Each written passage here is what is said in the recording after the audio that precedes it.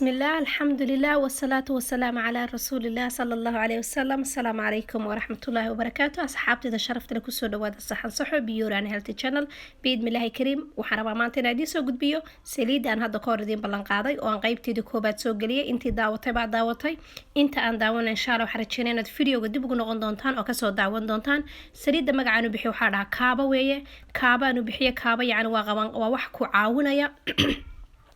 marka waa kaabo oil bay ahayd marka kaabo 1 baan sameeyay waxaan ballan qaaday inaan soo dayn doono insha Allah kaabo oil 2 marka tan kaabo oil 2 weeye insha Allah kaabo oil 3 oo ugu dambaysa insha Allah baan soo dayn doona hadii la raali ka noqdo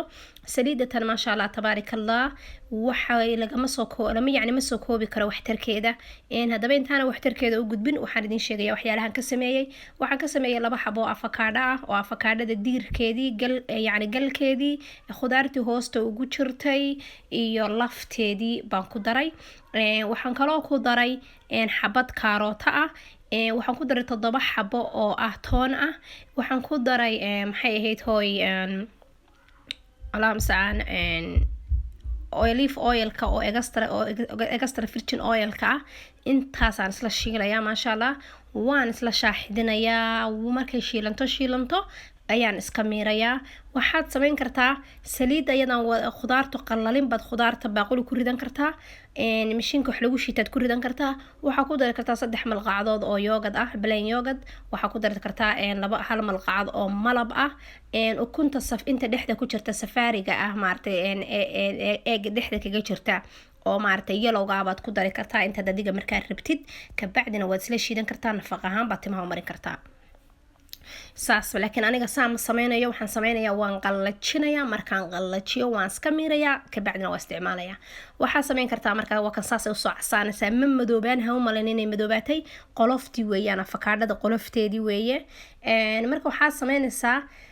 saliidan waxay ka caawinaysaa timaha horta burburka dhan way ka joojinaysaa timaha siibsiibma timaha qaraxa noqda darayga noqdana way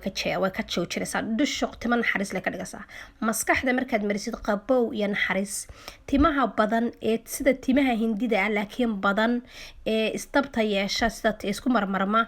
ee ma aragtay Soomaalida u badan yihiin inta badan haddana timahaas intay sida hindida ka dhigto isku dhixrido bay straight ka dhigaysaa ma fagmayaan istab ma yeelanayaan gacantaada markaa saa u dhexgelisid way soconaysaa ma istaajinayso timaha badan weeyaan timaha adag iyagana way jilcinaysaa timaha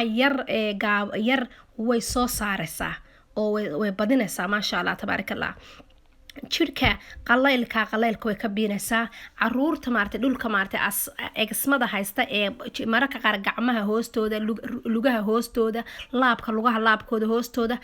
dhulkaas oo dhan waxay ka dhigaysaa maasha Allah jirka la samaysaa jirka u ekaysiinaysaa qalaylka oo dhan bay la dagaalamaysaa maasha Allah tabarakallah lagama sheekeeyaan madaxa intaan anigu ka buuxsado oo wax ku xidho ayaan shaqaystaa markaan dhameystana ilaa 2 saacadood 3 saacadood aan ku raaxaysto waa iska dhaqa caruurta madaxa ugu masaajeeya jirkaan ugu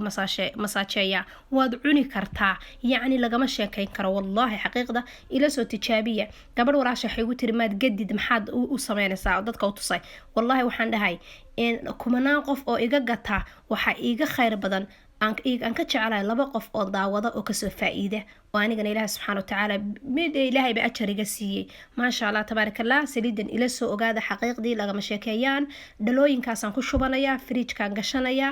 markaan fridge-ka gashto hadda in aad arki doontaan oo digsiga ku soo haraysa intaas ana madax marsan because waxaan dadka timaha badan maasha Allah ka bacdi wax badan baa ii deeqaysa